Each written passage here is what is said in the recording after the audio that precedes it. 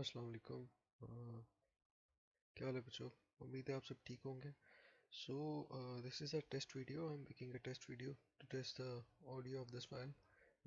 As all of you said earlier that the audio is not so clear, so we're going to make a video and we're going to review the presentation in this video. So uh, the topic we were studying was Introduction to Anatomy. We studied the definition of anatomy. It is derived from a Greek word which means dissection. Anatomy means dissection. Two branches, there is macroscopic and microscopic. Microscopic is the main anatomy which we are going to study. Microscopic anatomy, we study it in histology. Okay, so anatomy is a very significant part of medical sciences. Uh, and it helps greatly to a physician for the identification of different landmarks and doing the diagnosis and treatment of different diseases. Okay, so there were some subdivisions. The one we need to know is the cadaveric anatomy, which we were going to study. It has two parts: regional anatomy and systemic anatomy. Systemic anatomy deals with the different systems in human body, and we are going to study that one first. Regional anatomy we'll study in the second year.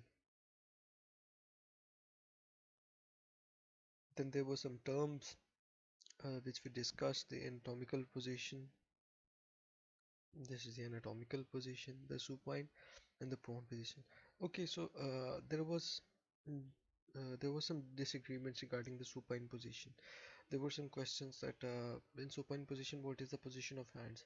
So I've tried to search, but I couldn't find the proper definition in Gray's Anatomy or in Snell's Anatomy. I'll try to look it further and then I'll let you know what is the correct definition, medical definition of supine position. Anatomical axis and planes. Okay, one question arises, that is, why uh, do we have to study axis and planes? So we study axis and planes because it is very important for a surgeon while learning the technique of surgery. Um, your senior may call you, give it a paramedian cut or give it a mid-sagittal cut in CN. So you need to know that. Moreover, when we take CT scans, we do it in the transverse planes. Okay. In coronal plane, we need to understand what structure lies anterior or posterior to a specific structure. So its importance was in surgery. Okay, terms of direction, superior is towards the cranium, upside inferior is towards the feet, anterior is towards the front, posterior or dorsal is towards the back, medial is towards the midline of the body or mid-sagittal plane, lateral is away from the midline of the body, proximal proximal is proximal is closer to the central body, distal is away from the trunk.